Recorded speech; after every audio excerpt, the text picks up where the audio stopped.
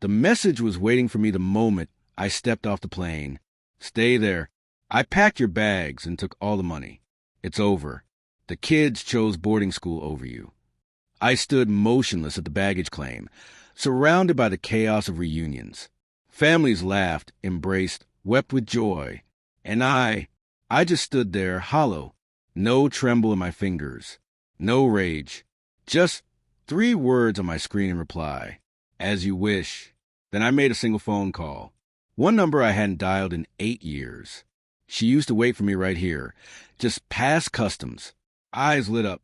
The kids would break into a sprint, crashing into my arms, shouting my name like it was their battle cry. But that was before the silence, before the sideways glances and smirks when I walked into a room, before the passwords changed, the drawers locked, and her phone was always face down. This tour was supposed to be my last. 2 decades. 4 countries. Too many scars. I had a plan. Come home. Stay home. Coach Little League. Learn how to sleep without hearing mortar fire in my dreams. But it turns out I didn't have a home to come back to. She started to drift 2 years ago. Late-night phone calls, just a friend. Laughter that vanished when I entered the room. More and more nights at the club. Said it was networking. I saw it all coming. Not the affair. The calculation. The way she waited for my final deployment to set her trap. The way she used my absence as cover while she built her escape. The divorce papers were drawn up while I was still sleeping on cold ground, sand in my boots. She thought I'd come back broken, that I'd crumble. She forgot what the military trained me for. Endurance, discipline, silence. My bag never arrived. She really had packed it, left it with airport security. I walked out into the setting sun, bleeding through the glass of the terminal, and made my call. The man who answered owed me his life. Fallujah. I pulled him from a burning vehicle, while bullets shredded the sand. He went into private intelligence, built an empire. I never asked for anything, until now. I gave him 3 names, hers, her lawyers, and the friend from the club.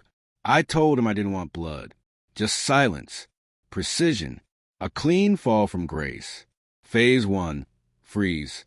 Every joint account, frozen. Every asset she shifted from my pension, flagged. She thought power of attorney gave her a blank check. It didn't. By morning, her car was declined at the Four Seasons. Her BMW towed from the valet. She called once. I let it ring. Phase 2, expose. Her friend was married, 2 kids. I mailed the wife everything. Photos, receipts, private messages. The kind that don't just ruin marriages. They destroy reputations. People like her forget. Those who betray once often betray again. She wasn't the only one keeping secrets. Phase 3, undo.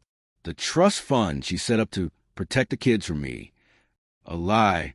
I showed the judge the email where she joked about shipping them off, so she wouldn't have to play mom anymore.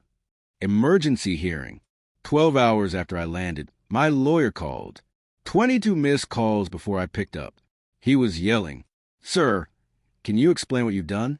Your wife, she's lost everything." I didn't say a word, just listened, because she had. She walked into that courtroom, thinking pearls and confidence would win the day.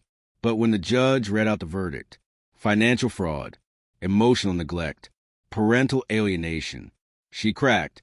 And the kids, they didn't cry. They just looked relieved. I was awarded primary custody. She walked out with nothing but her maiden name and a lease she couldn't afford. Her lawyer dropped her. The friend ghosted her. Her socials went dark. She tried to play the victim, told anyone who'd listened that I destroyed her life. But I didn't destroy anything. I simply revealed it. Everything that collapsed was already broken. All I did was bring the storm. I didn't do it for revenge. I did it for peace, so I could finally rebuild. No shadows, no knives waiting in the dark, no more waiting for the next betrayal. The kids are home now. We laugh during dinner again. Loud, messy, real laughter, not polite silence. They ask about the old days. I tell them just enough. Not everything. Some things are still mine to carry. And when the mail comes with her name on it, I don't rage.